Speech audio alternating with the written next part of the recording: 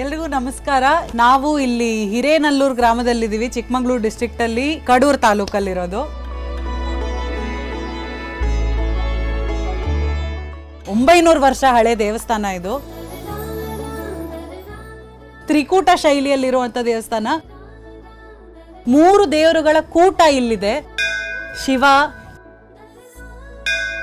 ಚೆನ್ನಕೇಶವ ಹಾಗೆ ಸೂರ್ಯದೇವರು.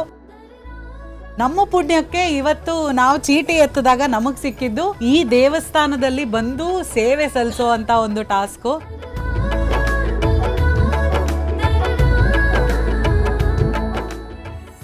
ನಾವು ಪ್ರತಿ ಸತಿ ಶಿವನ್ ದೇವಸ್ಥಾನಕ್ಕೆ ಬರಬೇಕು, ಸೇವೆ ಮಾಡಬೇಕು ಅಂತ ಅನ್ಕೋತಾ ಇದ್ದಿದ್ ಮಾತ್ರ. ಬಟ್ ಅನ್ಕೊಂಡಿರೋ ವಿಚಾರವನ್ನ ದೇವರು ಸತ್ಯ ಮಾಡಿಕೊಟ್ಟಿದ್ದಾನೆ ಈ ಒಂದು ಜೋಡಿ ನಂಬರ್ 1 ವೇದಿಕೆ ಮೂಲಕ. ನಾವಿಬ್ರು ಶಿವಪ್ಪನ ದೇವಸ್ಥಾನಕ್ಕೆ ಬಂದು ಇಡೀ ದಿನ ಅಲ್ಲಿ ಕಾಲವನ್ನ ಕಳೆದು ಸೇವೆಯನ್ನ ಮಾಡೋದಕ್ಕೆ ಅವಕಾಶ ಮಾಡಿಕೊಟ್ಟಿದ್ದಾನೆ.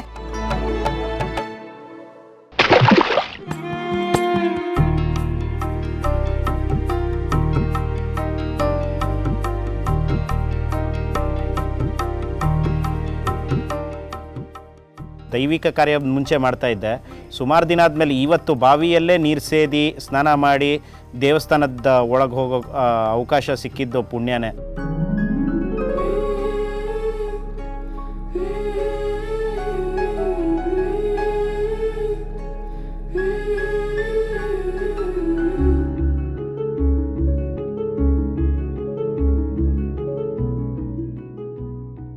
ದೇವಸ್ಥಾನದ ಆವರಣದಲ್ಲಿ ಒಂದು 10 ನಿಮಿಷ ಇರೋದೇ ತುಂಬ ವೈಬ್ರೆಂಟ್ ಎನರ್ಜಿ ಕೊಡುತ್ತೆ. ಅಂಥದ್ರಲ್ಲೂ ಇವತ್ತು ಕಲ್ಲಿನ ದೇವಸ್ಥಾನ ಧ್ಯಾನ ಮಾಡೋ ಸಂದರ್ಭದಲ್ಲೂ ನನಗೊಂದು ಆ ಒಂದು ಡಿವೈನಿಟಿ, ಆ ಒಂದು ವೈಬ್ರೇಷನ್ಸ್ ಫೀಲ್ ಆಯಿತು. ಇನ್ನು ಮುಂದಿನ ದಿನಗಳಲ್ಲೂ ಈ ಥರ ರೆಗ್ಯುಲರ್ ಆಗಿ ಕಂಟಿನ್ಯೂ ಮಾಡಬೇಕು ಅನ್ನೋದು ಒಂದು ಆಸೆ ಆಗ್ತಾಯಿದೆ.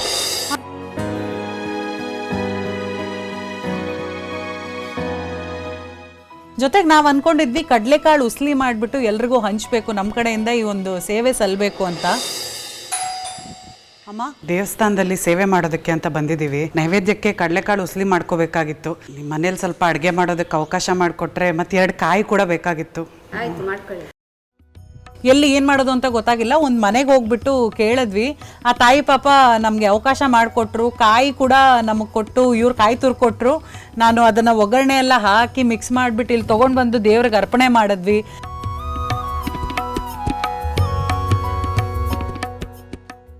ಇಲ್ಲಿ ನೈವೇದ್ಯ ಆಯಿತು. ಅದಾದ ನಂತರ ಇಲ್ಲಿ ತೊಗೊಂಡು ಬಂದು ಇಲ್ಲಿ ಊರವರೆಲ್ಲ ಬಂದವ್ರಿಗೆಲ್ಲ ಹಂಚಿದ್ವಿ.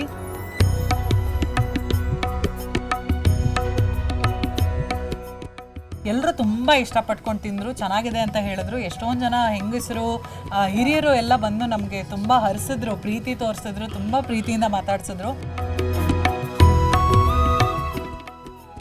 ಇಲ್ಲೆಲ್ಲ ಕೆಲಸ ಆದ ನಂತರ ನೆಲದ ಮೇಲೆ ಕುತ್ಕೊಂಡು ಊಟ ಮಾಡಿದ ತೃಪ್ತಿ ಇದೆಯಲ್ಲ, ನಿಜ ಹೇಳ್ತೀನಿ, ಅದು ಯಾವ ಸ್ಟಾರ್ ಹೋಟ್ಲಿಗೆ ಹೋಗ್ಬಿಟ್ಟು ಊಟ ಮಾಡಿದ್ರು ಆ ತೃಪ್ತಿ ಸಿಗೋದಿಲ್ಲ.